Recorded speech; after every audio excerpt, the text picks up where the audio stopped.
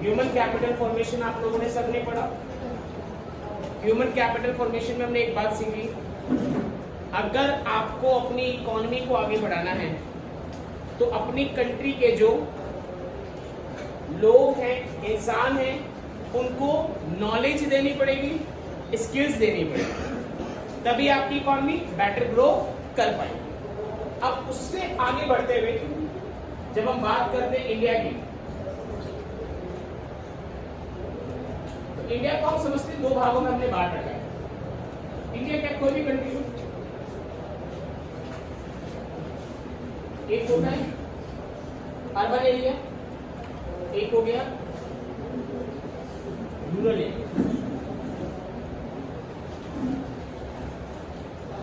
अब अगर इंडिया को आप इंडिया को ग्रो कराना चाहते हो, तो चाहते हो कि इंडिया बहुत तेजी से आगे बढ़े, चीजें बेटर हो इंडिया के लिए, नो डाउट अर्बन एरियाज में तो काफी लोग स्किलफुल हैं, अपनी ट्रेनिंग पर भी ध्यान दे रहे हैं, अपनी एजुकेशन पर भी ध्यान दे रहे हैं, ये तो भी urban area. But India actual में तभी आगे ग्रो कर पाएगा जब कौन सा एरिया इंडिया का ग्रो करे, रूरल एरिया। मैं ऐसा क्यों बोल रहा हूँ या इस पॉइंट की वजह क्या है वो समझने की कोशिश करते हैं। इंडिया की ऑलमोस्ट 35% आबादी, ये भी बहुत एक्सेस डेटा बोल रहा हूँ बट मैक्सिमम लेके चलो, 35% आबादी पॉपुलेशन कहाँ पे स्टे कर रही है, अर्बन एरियाज में। लगभग कितने 65% पॉपुलेशन कहाँ स्टे कर रही है, रूरल एरिया में। अब अगर आपको इंडिया को ग्रो कराना है तो कहीं ना कहीं इस 65% पॉपुलेशन का ध्यान रखना पड़ेगा। इस 65% की जो पॉपुलेशन है इसको बेटर करना पड़ेगा। इस 65% की जो पॉपुलेशन है इनको आपको डेवलप करना पड़ेगा। अगर ये डेवलप होंगे तभी जाके आप क्या कह सकते हो कि इंडिया क्या हो पाएगा, डेवलप कंट्री हो पाएगा। अब सारा ध्यान अपना इन पे तो नहीं लगा सकते ना। अगर आप सारा ध्यान 35% पे लगा दो, बाकी 65% को आप कुछ इंपॉर्टेंस ही ना दो, तो क्या कहानी चल पाएगी? Answer is. तो ये जो चैप्टर है हमारा, पिछले चैप्टर के बाद हमें ये सिखाया है कि हमारे अब बहुत ज्यादा जरूरत है किस पे ध्यान देने की, रूरल डेवलपमेंट, क्योंकि हमारी मेजर आबादी, मेजर पॉपुलेशन कहाँ स्टे करती है, रूरल एरिया में स्टे करती है। ठीक है, अब अगर मैं बात करता हूँ डेवलपमेंट वर्ड को लेकर, स्पेशली रूरल एरिया का डेवलपमेंट, अभी ड्राफ्ट समझा रहा हूँ, चैप्टर का शुरू नहीं करें। रूरल एरिया के डेवलपमेंट की बात करो तो रूरल एरिया का डेवलपमेंट सीधा सा तब होगा अगर सीधे शब्दों में कहा जाए कि जो भी रूरल एरिया की क्या है, जो भी रूरल एरिया की क्या है प्रॉब्लम्स है, इसको ऐसे लिख सकते हैं, प्रॉब्लम्स इन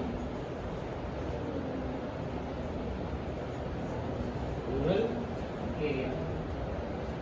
हाँ जी, किसी को डेवलप करना है, किसी को बेहतर करना है, किसी को ग्रो कराना है, तो वो जो डेवलपमेंट है, वो जो बेहतर है, वो सब तभी संभव है जब उस एरिया की जो प्रॉब्लम है वो क्या हो जाए, बोलो भाई, सॉल्व हो जाए। क्या हो जाए?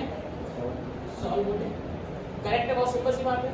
अगर जैसे मान के चलो हमारे को रामा विहार को बेहतर करना है, रामा विहार को बेहतर करना है, तो रामा विहार की अगर प्रॉब्लम जो है, जैसे कि मान लो यहाँ पे एजुकेशन की दिक्कत है, पीने के पानी की दिक्कत है, लाइट की दिक्कत है, रोड की दिक्कत है, नालियों की दिक्कत है, सीवर की दिक्कत है, अगर ये सारी प्रॉब्लम सॉल्व हो जाए, ये सारी प्रॉब्लम सॉल्व हो जाए, तो रामा विहार क्या होने लगेगा, धीरे धीरे डेवलप होने लगेगा। आप जब यहाँ से निकल के कहीं जाते, रोहिणी जाते, कड़ाप पे जाते, लगता है अरे वाह एरिया हो तो ऐसा हो, हम तो अलग ही बेकार एरियाज में रह रहे हैं, ऐसा कई बार फीलिंग आता है ना। वो क्यों ऐसा है? क्योंकि वहाँ पे सारी फैसिलिटीज अवेलेबल है, रोड फैसिलिटीज एक नंबर, पीने के पानी की फैसिलिटी प्रॉपर है। क्या मेरी आप बात समझ पा रहे हो? इसी तरीके से अगर आपको रूरल एरिया को डेवलप करना है तो जो रूरल एरिया की क्या है प्रॉब्लम्स है उनको क्या करना पड़ेगा, सॉल्व करना पड़ेगा। अब आइए जरा आइडेंटिफाई करते हैं, एक एक करके आप लोग बताएंगे रूरल एरियाज में क्या क्या प्रॉब्लम ऐसी है जो आप लोगों को लगता है कि वहां पर फेस कर रहे होंगे लोग। एक एक करके समझने की कोशिश करते हैं। यश, आपसे शुरुआत करते हैं। आपके अकॉर्डिंग रूरल एरिया, गांव देहात के अंदर कोई एक सबसे बड़ी प्रॉब्लम जो आपको लगता है कि वहां के लोग फेस कर रहे होंगे, कोई आइडिया नहीं? ओके वंश, कोई एक प्रॉब्लम जो आपको लगता हो कि वहां के लोग फेस कर रहे होंगे? बहुत सारी प्रॉब्लम है, सोचोगे ध्यान से। तो डिस्क्रिमिनेशन की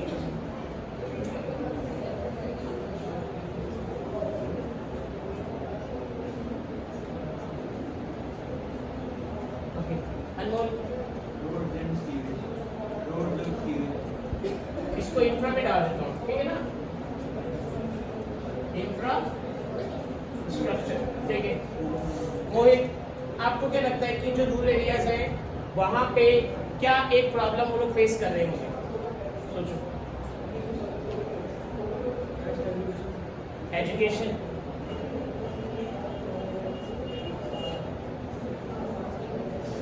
ओके। चेतन, आपको क्या लगता है, क्या ओपिनियन है? एग्रीकल्चर में क्या थोड़ा इरिगेशन फैसिलिटीज। इरिगेशन का मतलब सबको पता है? इरिगेशन का मतलब होता है सिंचाई।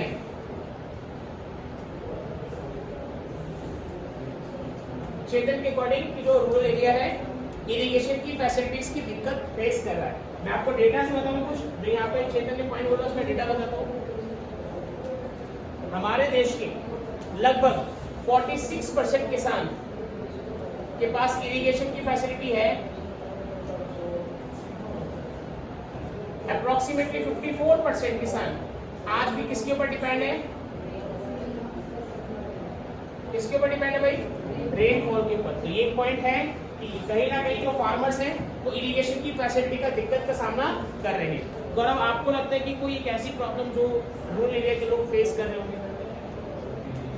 इलेक्ट्रिसिटी,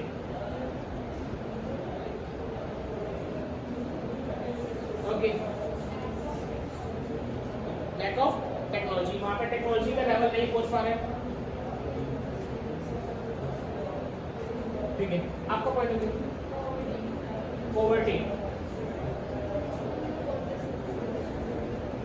ठीक है। हेल्थ फैसिलिटीज,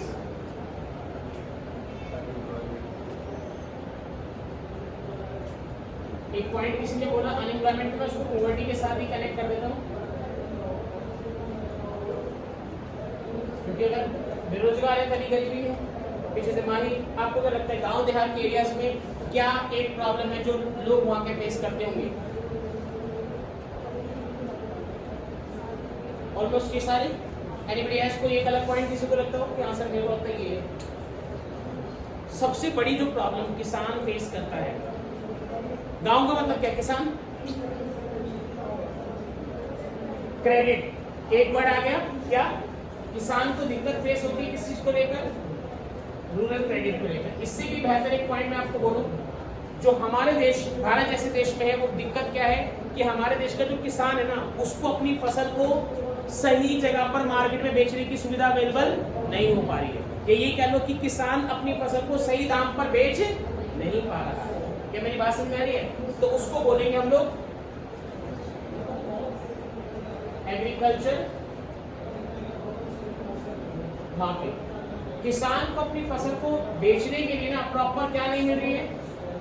मार्केट नहीं मिल रही है। मार्केट ना मिलने की वजह से उसको सही फसल का क्या नहीं मिल पा रहा? प्राइस नहीं मिल पा रहा। जब प्राइस नहीं मिल रहा तो कहीं ना कहीं वो लॉस बियर कर रहे हैं, और लॉस बियर कर रहे हैं सर तो उसके ऊपर बर्डन बढ़ रहा है। किसका? उधार का। और उधार का बर्डन बढ़ रहा है सर, वो एक वजह बन जाता है। वजह बन जाता है सर किस चीज की? और हमारे देश के अंदर फार्मर्स बड़ी संख्या में सुसाइड कर रहे हैं। हमारे देश के अंदर फार्मर्स क्या कर रहे हैं? बड़ी संख्या में सुसाइड कर रहे हैं। स्पेशली महाराष्ट्र एक ऐसा राज्य है जहाँ पे बहुत सारी संख्या में, बहुत बड़ी तादाद में जो किसान है सुसाइड करते हैं। उसका भी एक एरिया अगर मैं आपको बताऊं तो नासिक, महाराष्ट्र के अंदर आपने सुना होगा नासिक। तो पॉइंट ऑफ व्यू कहने का ये है, अगर ये सारी प्रॉब्लम्स सॉल्व हो जाए तो हमारा जो रूरल एरिया है, ये सारी प्रॉब्लम्स क्या हो जाए? सॉल्व हो जाए तो हमारा रूरल एरिया क्या होने लगेगा? डेवलप होना शुरू हो जाए।